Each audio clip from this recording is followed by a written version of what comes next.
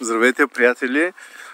Пускам това видео конкретно с един отговор към Кирил Берон, който ме пита, който казва, че от 2 години се лута и не може да се избере ERP система за него.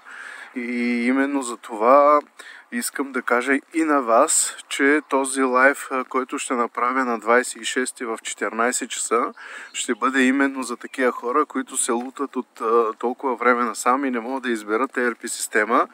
Тоест, то лесно могат да изберат ERP система, ако имат правилния подход как да предоставят информация на различните ERP системи, за да разберат коя ERP система е перфектната за тях. Затова този лайв съвсем безплатно в събота. Очаквам ви в 14 часа. Чао!